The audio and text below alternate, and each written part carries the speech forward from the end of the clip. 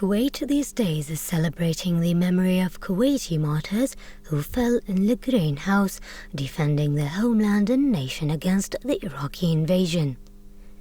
In this one-hour documentary, we will review the story of the honorable martyrs of Beit al-Shuhada Al-Qurqin or Al-Qurqin Martyrs Museum. It is difficult to find words that do justice to the Kuwaiti resistance of 1990 and 1991 and told stories of great men and women, youth and elderly, bravely risked and in some cases lost their lives in an effort to thwart the occupation of Saddam Hussein's forces. During the aggressive Iraqi invasion, every Kuwaiti from children to old men resisted the occupation. There were no Kuwaiti puppets Iraq could use to form a government. The story of Kuwaiti resistance commenced in the early hours of Thursday, the 2nd of August 1990, during the ruling period of the late Emir Sheikh Jabir al-Ahmad al-Jabir al-Sabah. The brutal head of the Iraqi regime Saddam Hussein gave orders to his army to invade the independent state of Kuwait. More than 100,000 Iraqi troops moved their tanks, helicopters and trucks across the borders to Kuwait. The world's fourth largest military had mobilized an overwhelming invading force that had reached Kuwait City within an hour. The Emir of Kuwait was exiled from the country. Various units of the Kuwait Armed Forces and military of Kuwait were engaged in various battle sectors. By daybreak, the Iraqi tanks were attacking the Emir's residence, Desman Palace. Sheikh Fahd al-Ahmad al-Sabah, the Emir's younger brother, Kimpat, engaged battling alongside the Kuwait Emiri Guard Brigade in defense of Desman Palace. Sheikh Fahd al-Ahmad had given extremely heroic engagement. He stood bravely and refused to surrender till he received several fatal shots by the Iraqi elements, while Kuwait was being overrun. In the early days of the occupation, Iraqis were genuinely surprised at the depth of feeling against them, leaving ordinary soldiers confused, for they had been told they had come to liberate Kuwait. Anti-Iraqi graffiti, including comments about the so-called Provisional Free Kuwait government, appeared on walls all over Kuwait from the first morning of the occupation. The first public acts against the occupation were demonstrations, mostly with women and children, carrying banners and photos of the Emir and Crown Prince. Several of these public demonstrations took place during the first week, with the earliest occurring on the 3rd of August 1990, one day after the occupation began. Widespread civilian resistance began on the 4th day of the occupation, when the Iraqi authorities ordered everyone to return to work. Kuwaitis stayed away in droves, except for those needed for essential services or those who went to take backups of computer data. Within days, the Kuwaitis were printing leaflets and newsletters on their home computers, photocopying them and passing them around by hand or fax. English-speaking Kuwaitis monitored the most reliable sources of news, the BBC, Voice of America and CNN, then transcribed the main points onto newsletter for those unable to understand English. When these acts became a capital offence in mid-September, the newsletter campaign fizzled out. On the night of August 11th, most Kuwaitis went onto the roofs of their houses and called Allahu Akbar, God is great, from the Islamic call to prayer for a full half hour. This exercise was repeated on the night of September 1st. It was a spine-chilling experience to hear thousands of voices rising out of the darkness like the keening of damned souls, and unnerved the Iraqis so much that they fired assault rifles and machine guns over the rooftops to stop it. The combination of the green and red traces arcing low over the city and the crackle of the weapons over the chanting was a terrifying inspiration. Voices against bullets.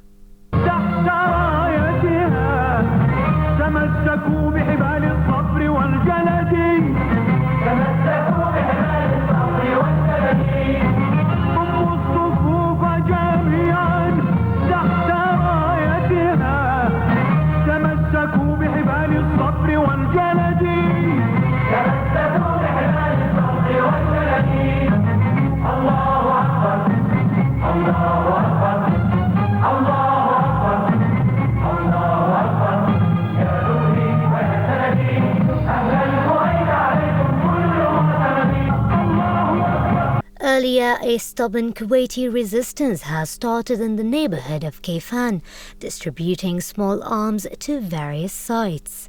The arms apparently came from military stores or armories so far hidden from Iraqis. Civilian or loyalist resistance remained strong, controlling part of the neighborhood. The Iraqis later came in with tanks in response. The invaders then imposed a curfew and cut telephone and telex lines. In another neighborhood, where the local police station remained in the control of Kuwaiti police for several days after the invasion, arms were also distributed to Kuwaiti civilians. The angry, sullen and shocked Kuwaitis, hence then used to gather in their homes, trailed and bleary-eyed for lack of sleep. Some Kuwaiti families fled to neighboring countries. Those who remained behind in Kuwait vowed to resist occupiers, although they were working independently. These cells included members of the royal family, military people, the mosques, the pro-democracy movement, women on their own who appear to be spontaneously doing what they can to show their resistance. There also has been armed resistance, which is hard to quantify, but clearly there. Kuwaiti flags draped on fences and road signs or hoisted on the roofs of homes. Photographs of the Emir and Crown Prince have been taped to store windows, bank doors, school walls, and they are not always ripped down. In some neighborhoods heavily populated by native Kuwaitis, such as Roda and Dermethia, anti-Iraqi graffiti have been spray-painted on walls. Down with occupation, yes to a constitutional Kuwait, and death to Saddam Hussein and his barbarian armies. Brave resistance spread in several neighborhoods including Kayfan, Dermethia, Jabriya, Mishrif and Sabah al-Salim suburbs. Area committees based in the suburbs of Kuwait City maintained essential services and support in cooperation with the cells. The resistance worked hard to maintain food supplies. Initially, this was not a problem, as many Kuwaiti households stock at least a month's supply for dry goods owned Kuwait's warehouses, held enough supplies to sustain the country for well over a year. Also, because of high food prices in Kuwait, supplies flowed into the country from Jordan and Iraq. The local cooperative societies, which provide most groceries in Kuwait, continued running with difficulty during most of the occupation. Some privately owned major supermarkets have been burned out in the first days of the occupation. The Iraqis initially seemed happy to allow the food stores to operate and even posted guards on the doors to maintain order.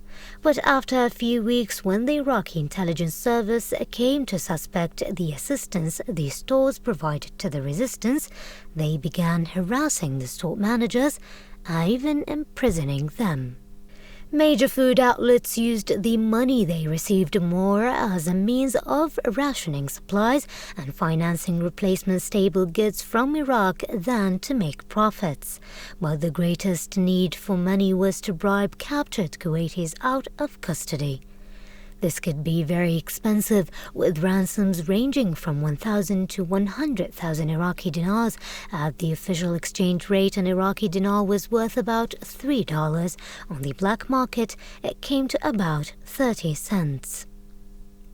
Kuwaitis could bring money in from Saudi Arabia with relative ease during the first 2 weeks before the Iraqis sealed the border. Substantial sums of Kuwait government money continued to come in this way with difficulty until October. The resistance has shouldered further duties involved maintaining basic services such as garbage collection and water distribution. By September, the regular system ground to a standstill. The Iraqis had stolen most of the garbage trucks, and the Asian garbage collectors had mostly left the country. Iraqi security at hospitals generally prevented wounded resistance members from being brought there for treatment, so Kuwaiti doctors set up 3 underground hospitals in the suburbs using equipment smuggled out of the main hospitals. The head of the Kuwait Blood Bank set up a mini hospital in the basement of his premises near the giant Mubarak al-Kabir hospital. The Iraqis had virtually sealed off the hospital but were not as concerned with the blood bank.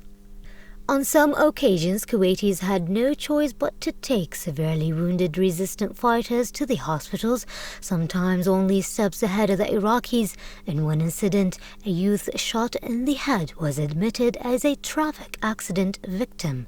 The Iraqis knew that someone had been wounded and would end up in a hospital, so they searched the operating rooms just as he was about to undergo surgery. The patient was obviously in a bad way, but the Kuwaiti doctor could not risk telling the cause of his wound.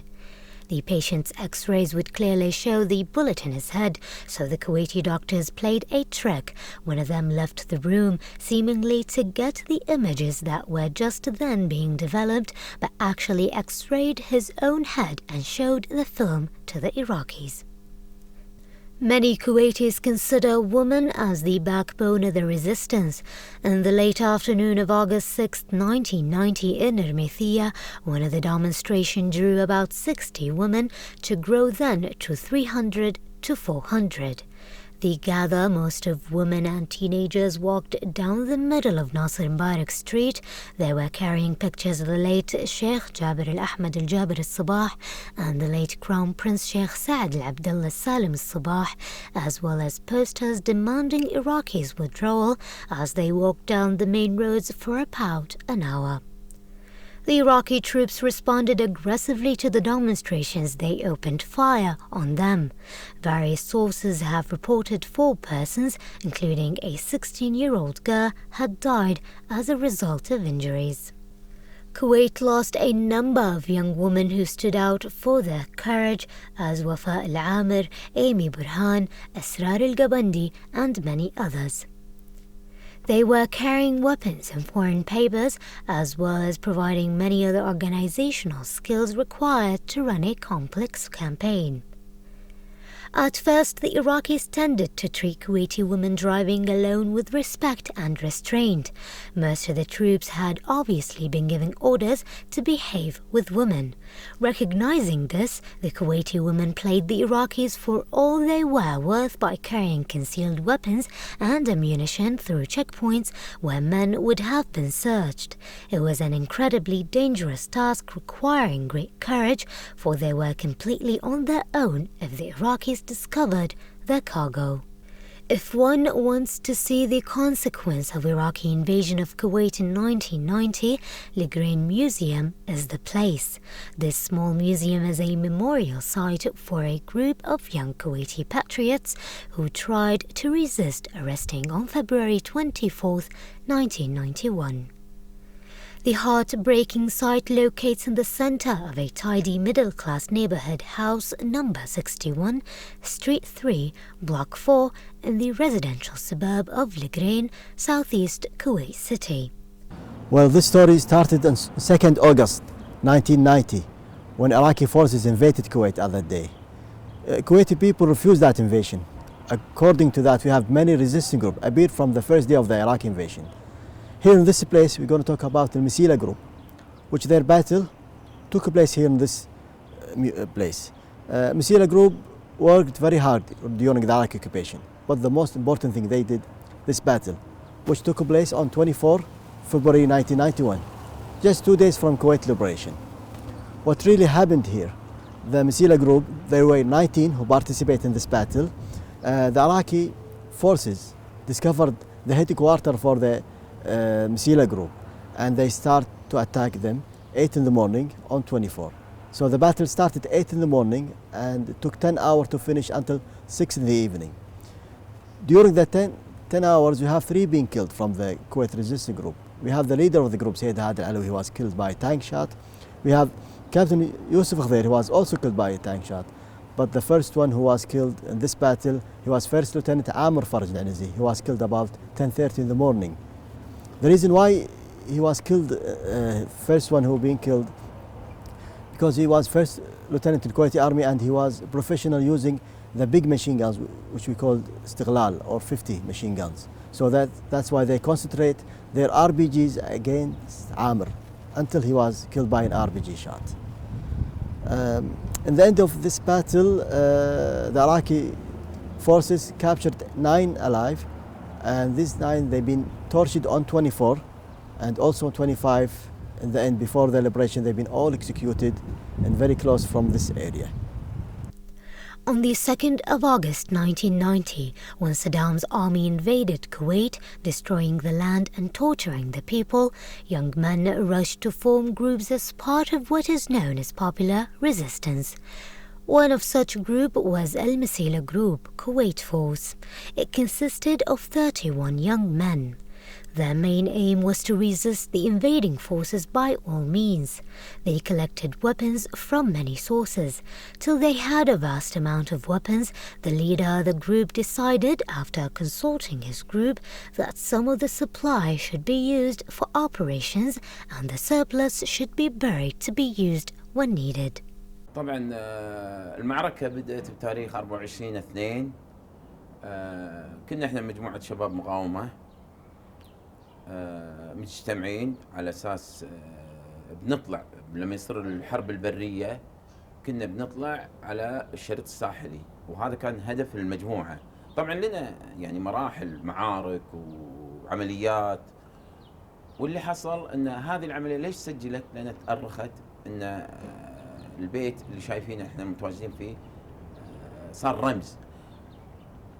بهاليوم ب 24 الفجر، يعني تقريبا على حدود الساعة 1:30 انقطعت الكهرباء عن الكويت. حرقوا، بدأوا بحرق الآبار النفطية. بدأت القوات العراقية أنها تخرج من الكويت وتروح تبي تنسحب إلى العراق. بهالأثناء بدأوا القوات العراقية تدش المناطق السكنية لأخذ الشباب كدروع بشرية معاهم، تحميهم من قوات التحالف. لغاية تقريبا الساعة 8 الصبح. طبعا احنا الخبر يعني من الساعة 1 احنا درينا بالأحداث أن قطعت كهرباء واحترقت آبار النفط. طبعا احنا كمجموعة شباب من الفرحة ومستانسين أن التحرير وهذا. قعدنا بس ننطر الفجر يطلع على اساس انه نيجي بيت محمد شارع العجمي، هذا بيت الخليه وبيت المجموعه.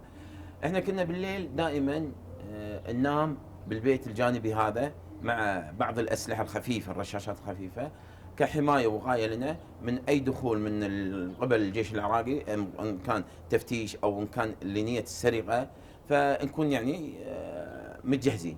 وكنا نستلم نظام المناوبات، الحراسه، 2 ينامون والباقي يريحون. كانت الفتره السابقه لغايه هذا اليوم 24 يوم صارت الاحداث فيه. عموما مع طلوع الفجر وهذا احنا جينا بيت محمد شارع العجمي، هذا اللي انا متواجد فيه حاليا، وفرحانين. لبسنا وجهزنا اسلحتنا وذخيرتنا. وكان مثل ما شايفين الشفر، هذا الشفر كانت لنا، كنا كانت فاشة تواير كنا نعبيها هواء، وكان عندنا باص متواجد عبيناه هواء هني على اساس كنا بنتحرك الى الشرق